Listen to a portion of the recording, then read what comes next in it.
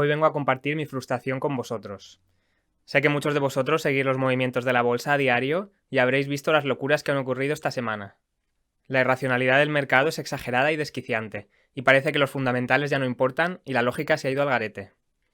Hoy vamos a repasar las emociones del mercado durante la semana y la doble realidad en que las empresas aburridas, decadentes o de crecimiento bajo no paran de subir. Y por otro lado, las empresas con futuro, crecimientos exponenciales y que están llamadas a ser las empresas del futuro, solo saben bajar, bajar y bajar. Te aseguro que no eres el único frustrado con esta situación, y esa frustración es muy posiblemente algo planeado y ejecutado por el llamado dinero lento, las grandes instituciones financieras, que tienen envidia de lo bien que le ha ido al dinero rápido. Es decir, a los inversores particulares como nosotros, que hemos tenido unos rendimientos extraordinarios en 2020. Esa frustración planeada por las grandes instituciones financieras es la que nos hace vender en los peores momentos, cuando la acción ya ha caído enormemente en los últimos meses o semanas. ¿Sabéis qué os digo?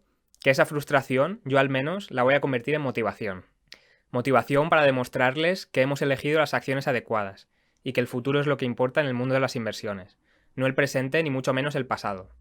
Yo no voy a vender una compañía porque sus acciones bajen de precio. Venderé si las perspectivas de futuro de la compañía han empeorado y si la empresa está en una situación diferente de por la que invertí en un principio.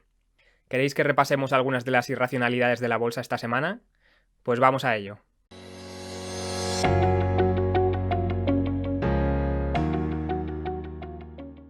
Empezamos con la inflación, la gran locura del mercado, o la explicación a la gran locura del mercado esta semana al menos, y en las últimas semanas.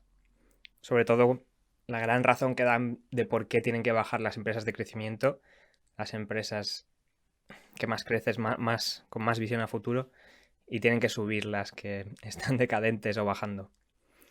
Entonces, la noticia de hoy es el IPC, el CPI, el Consumer Price Index estadounidense, que es uno de los grandes medidores de inflación, si no el mejor medidor de la inflación. Y este mes, en abril de 2021, ha subido un 4,2% respecto al año anterior, ¿no? Como podéis ver aquí en el gráfico, sí que es la subida más grande de los últimos años, ¿no?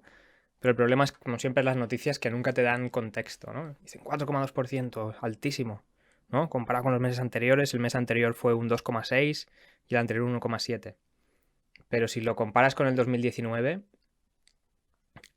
los crecimientos han sido más o menos constantes cada mes. O sea, el cambio no es tan drástico como se ve aquí. Porque justamente, vemos aquí, 12 de mayo, reportado 12 de mayo de 2020, que sería el IPC, o la inflación de abril de 2020, fue del 0,3%. Entonces, 0,3% más 4,2% suma 4,5% respecto a 2019. En cambio, la del mes anterior es un 2,6% en 2021, pero es que fue un 1,5% en 2020. Suma 4,1%, ¿no? 4,1% versus 4,5%. Pues tampoco hay tanta diferencia, ¿no? O sea, justamente ahora que está subiendo tanto coincide con las bajadas que se dieron el año pasado por el coronavirus, que hubo casi deflación o bajó bastante la inflación. O sea que a nivel anual no es tan drástico el cambio, ni ha pasado nada esta semana, ni en mi opinión se justifica que bajen tanto las acciones de crecimiento, que ya han bajado muchas de ellas un 80%, un 50%, un 60%, que vale que las empresas más a futuro se perjudiquen más, digamos, de la inflación por el discounted cash flow, ¿no? El flujo de caja descontado. Vas descontando los beneficios del futuro, quitándole un porcentaje, y ese porcentaje está relacionado con los tipos de interés. Y los tipos de interés están relacionados con la inflación. No justifica que caiga sin parar las acciones, que ya llevan cayendo varios meses. O sea, han caído de más. El mercado está bastante loco en este sentido. Y la inflación no es tan grande como parece, ni es tan repentina justo ahora como parece. Por ejemplo, si lo comparamos con otros países, tenemos por aquí China, igual el mismo indicador, el Consumer Price Index, IPC, y como veis es bajo, o sea, de negativo algunos meses de este año, 0,9% en abril, comparado con el 4,2% de Estados Unidos. Pero bueno, porque el año pasado en abril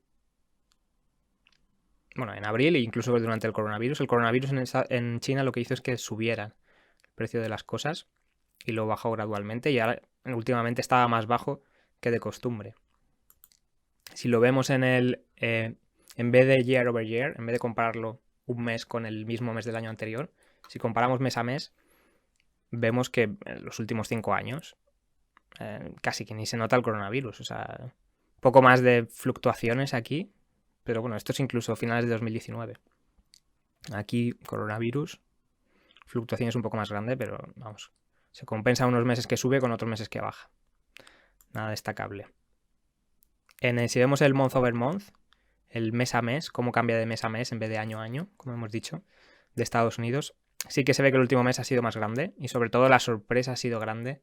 Se esperaba un 0,3% que subiesen los precios de las cosas en abril respecto a marzo de 2021 y subió un 0,9%, ¿no? Bastante más, pero vamos. Teniendo en cuenta que había bajado bastante ese mismo mes el año anterior, si lo ves año a año y si lo comparas con 2019, una cosa se compensa con la otra. Estas barras altas se compensan con las barras bajas y no es tan drástico para nada. En Europa, aquí tengo el de España, por ejemplo, el mismo indicador, el IPC, precio de las cosas. Y eso, en 2020 parece que con el coronavirus lo que generó es deflación, bajaron los precios y ahora están subiendo, pero si lo comparas con 2019 incluso son más bajos que en 2019. O sea que no hay inflación, no es generalizada al menos. En Estados Unidos es un poco más alta. Sobre todo en porcentajes, vemos que en España está en torno al 1%, en China también. En el año a año están a lo mejor más alta, pues un país con tipos de interés más alto, inflación más alta en general, un país de más crecimiento, una inflación en torno al 3%. En Estados Unidos está más alta que de costumbre, si vemos el año a año. Bueno, que de costumbre no, suelen tener una inflación en torno al 2%, incluso superior. Y si comparas con 2019, te sale 2020 y 2021 una media de 2%. O sea que nada drástico. Y nada, o sea, la inflación viene de muchas partes, ¿no? Una cosa que hemos mencionado en el canal en el pasado son las rentabilidades de los bonos del Estado estadounidense a 10 años, que es un indicador importante también de la inflación. Este lo habíamos visto en el pasado. El bono a 10 años lo veis en esta página. Los dejaré como siempre en las páginas web en la descripción por si queréis revisar los datos vosotros. Este es el 4 de enero, 5 de enero, 6 de enero. Y vemos que la rentabilidad del bono a 10 años estadounidense estaba en torno al 1%. Y sí que es verdad que empezó a crecer, sobre todo en febrero. Aquí vemos como 1,45 y en marzo llegó hasta 1,70. 1,74 aquí parece que es el máximo. Y aquí la bolsa, cuando empezaba a bajar a partir del 14 de febrero, al principio ponía la excusa de eso. Están subiendo la rentabilidad del bono a 10 años estadounidense. Eso quiere decir que la inflación llega. Pero como veis han pasado los meses y se ha quedado en torno a ese 1,60, 1,70. No sube más. Sí que subió, digamos, de enero a marzo, un poco más. Pero no está subiendo ahora. O sea que ahora no cuenta como excusa para que sigan bajando las acciones. Otra cosa que mide la inflación, el precio de las materias primas, ¿no? En inglés, commodities. Las podéis encontrar en eToro. Si vais aquí, no sé cómo será en español, pone aquí Trade Markets en descubrir, algo como operar mercados o algo así, o diferentes mercados, y veis uno que pondrá materias primas. Vamos a ver varias materias primas y os voy a mostrar cómo no ha pasado nada en la última semana, nada ha cambiado en la última semana como para que de repente digan la inflación y justifiquen que sigan cayendo las acciones de forma más agresiva aún, las acciones de crecimiento. Como veis, la plata sí que ha crecido, niveles de en torno a 18 y ahora está en torno a 27. Ha subido, ¿cuánto? Un 50%. Pero vamos, como podéis ver, subió en agosto del año pasado. No ha subido ahora. Cobre lleva subiendo desde la pandemia, digamos. Con la pandemia casi todas bajaron momentáneamente y luego han subido. El cobre está bastante alto. Se necesita para muchas cosas que se van a empezar a usar ahora con la recuperación económica. Pero como veis, lleva creciendo desde marzo o desde abril posiblemente del año anterior. No es algo que haya pasado esta semana, de hecho esta semana tiene aquí un frenazo. El algodón, otra materia prima. Como todas, desde la pandemia subiendo, pero no es ahora especialmente que haya subido. De hecho, especialmente esta semana ha bajado. El trigo, wheat en inglés. Esta sí que ha sido, parece que más reciente, la subida, pero bueno, ha sido en abril. Esta semana ha bajado, como casi todas las materias primas. En el aluminio, esta posiblemente es la que más haya subido. Igual, desde el coronavirus, para arriba, para arriba, para arriba, y esta semana ha bajado. Pero como os digo, no es algo que haya pasado ahora, ni hace 2 meses, ni es algo reciente, ni el mercado debe de poder justificar que de repente baje. Y el petróleo, que se ha recuperado a niveles prepandemia, pero no está más alto que estaba en 2018 ni nada. Y como digo, a estos niveles prepandemia llegó en febrero o así. Así que más irracionales del mercado. Bueno, la inflación la utilizan ahora como titular para justificar cualquier cosa. Y una de las irracionalidades más grandes del mercado esta semana la vemos con Xpeng.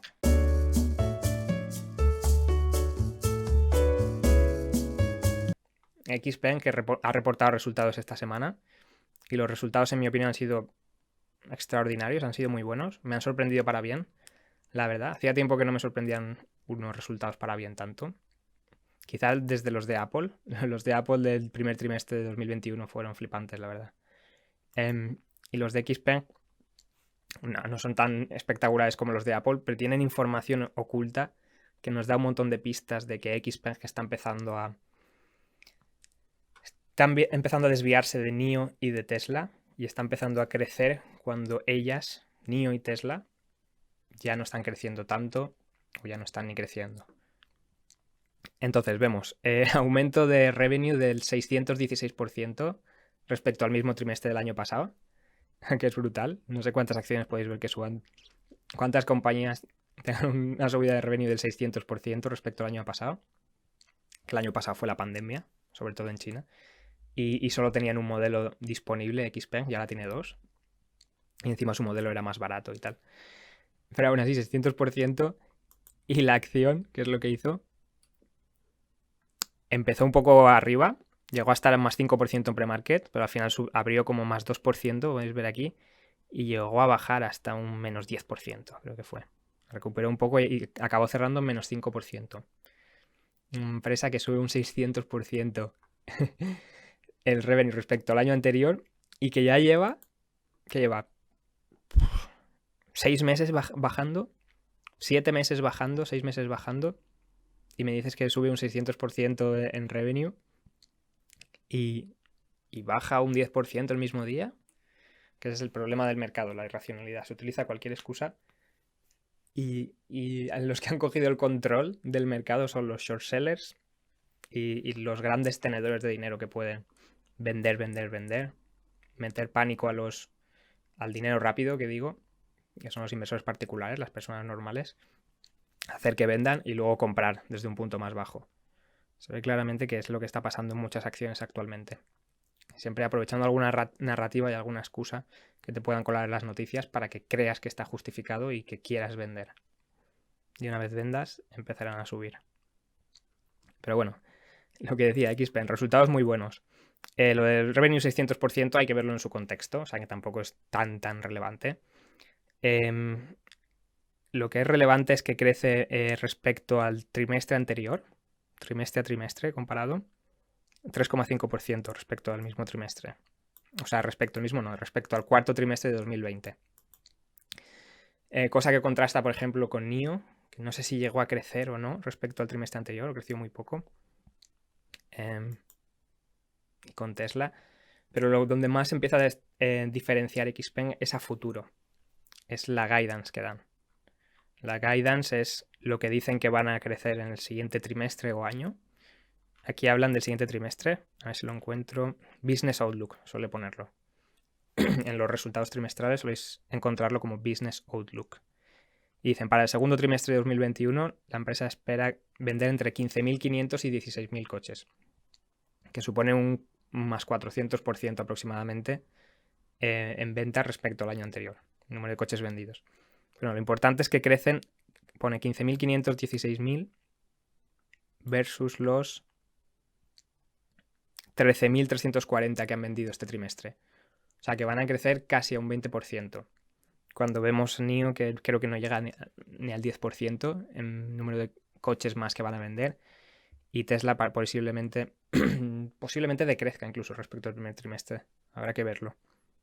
Pero es un poco que por fin XPeng, una empresa más nueva que NIO y que Tesla, está empezando a coger los consumidores, a tener los clientes chinos, con un producto de tan buena calidad a tan buen precio, en mi opinión. Y la otra buena noticia de XPeng, esta sí que me sorprende incluso más, es que han mejorado muchísimo el gross margin, que le llaman, el margen bruto. Margen bruto de 11,2% en este trimestre, el primer trimestre de 2021, comparado con un menos 4,8% en el primer trimestre de 2020, que era con la pandemia y tal, pero comparado con un 7,4% en el cuarto trimestre de 2020.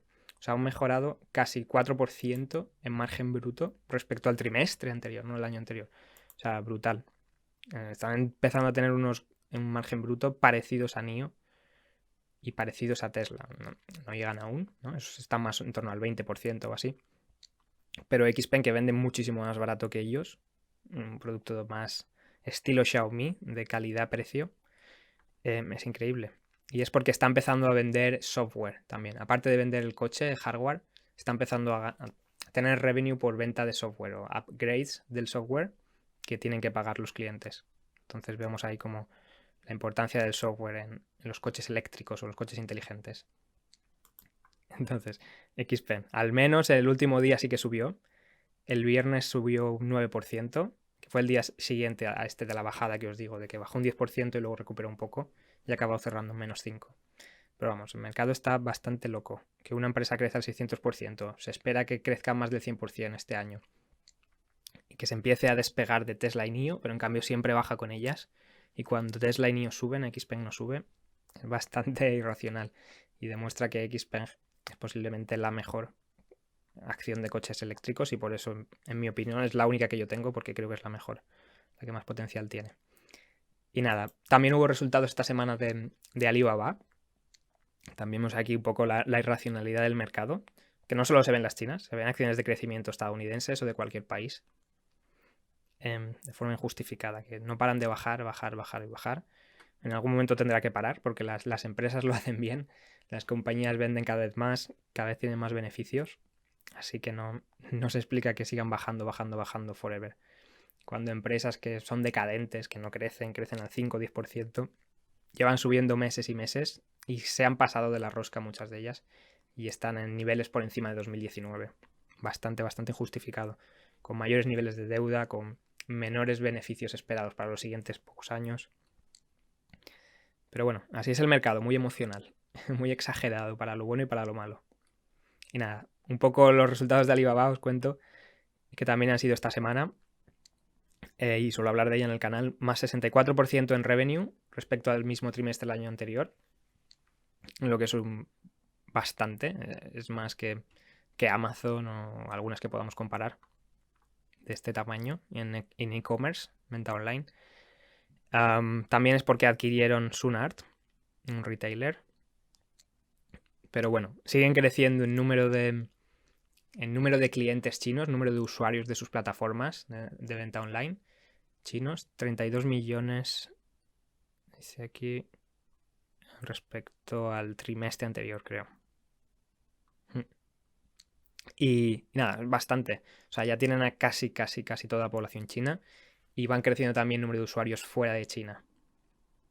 Con Lazada, que es para el sudeste asiático, tiendas online sudeste asiático, y luego AliExpress o Alibaba, que son empresas para mundo más occidental, podemos decir, fuera de Asia normalmente. Y nada, revenue muy bien y dieron guidance de que esperan crecer en este año que viene un 30% en el año siguiente. En su año fiscal empieza creo que en abril, sería de abril de este año al marzo del año que viene. Esperan crecer un 30% en revenue, que no está nada mal, es una empresa que sigue creciendo a rimos brutales. En cambio, las métricas de rentabilidad y de beneficios un poco malas. De hecho, este trimestre ha sido el primer trimestre que han reportado pérdidas desde que salieron a bolsa hace varios años, 5 años o así. Creo que incluso antes de eso, desde los últimos 7 años es la primera vez que reporta un trimestre de pérdidas, pero también porque tienen incluido la multa que les puso el gobierno chino por antimonopolio, como veis aquí, antimonopoly fine, de 18.000 millones de yuanes chinos, que eran unos 2,8 billion dólares, 2,8 mil millones de dólares. Aún así, la rentabilidad, si excluyes la multa, creció, pero creció menos del 20%, el 15 o algo así, el 18%. Y su margen EBITDA ha bajado 5%. Creo que ha pasado del 22% en el trimestre del año anterior, o del mes anterior, creo que del año anterior, un 5% al 17% este año. Entonces, eso es lo malo. Los resultados no han sido espectaculares, para nada. El revenue sí que ha sido bueno, pero la rentabilidad parece que están sufriendo, no sé si por competencia, por cambios que están haciendo por el tema del monopolio, que parece que es porque están también metiendo mucha inversión y intentando ganar mercado haciendo competencia a Pinduoduo, que es otro tipo de negocio. No son tiendas online más normales como podemos ver en Amazon, digamos, conocer Amazon, sino que es más como una especie de Groupon, con descuentos por grupos. Si compras en grupo con más gente, precios muy baratos. Están intentando parar la sangría que les está haciendo Pinduoduo en ese apartado. Y es un apartado menos rentable. Entonces crecen revenues, pero lo baja un poco la rentabilidad. O no crece tanto la rentabilidad, porque es un mercado con menos rentabilidad. Pero bueno, es una empresa que sigue creciendo en todos sus apartados. Está cloud computing también, computación en la nube, creciendo muy rápido. El número 1 en China y en Asia, por encima incluso de Amazon. Tiene casi el 40%, creo que es, entre el 40 y el 50% de market share en China. Una brutalidad. Y en China aún faltan muchas empresas que se pasen a la nube. Entonces, mucha rentabilidad ahí, aún para el futuro, aparte de las ventas online. Entonces, no han sido espectaculares los resultados, pero sigue siendo una empresa que crece a un gran ritmo, en el que la rentabilidad aún no es suficientemente alta, crecerá más con el tiempo, posiblemente, aún está en una fase de expansión grande. Pero bueno, el día que reportó los resultados cayó en torno a un 7%. Una empresa de 500 o 600 billion de market cap que caiga un 7%, después de que lleva cayendo ya un montón de tiempo. O sea, llegó a estar a $320 por acción y ahora está en torno a los 200. Que ha caído ¿cuánto? Un 20%. Casi un 40%, quiero decir. Y que caiga aquí un 7% con los resultados, creciendo un 64% en revenue y esperando crecer un 30% en revenue el año anterior. Al final la rentabilidad es algo menos relevante, podemos decir, al corto plazo. Porque puede bajar o puede subir por diferentes motivos. Pero el revenue es la sangre de la empresa y el revenue sigue subiendo, haciendo una empresa más grande, más grande, más grande. Y cuanto más grande, más aplican en teoría el efecto red y las economías de escala, que luego te van a dar el margen de beneficio a lo mejor más a largo plazo, como podemos ver en Amazon, que su margen de beneficio en tiendas online no es nada alto y es negativo en algunos sitios, pero con el tiempo van mejorando sus márgenes. Así que nada, el mercado está loco. No os dejéis desquiciar, compartir la frustración conmigo y nos vemos en el siguiente vídeo. Un saludo.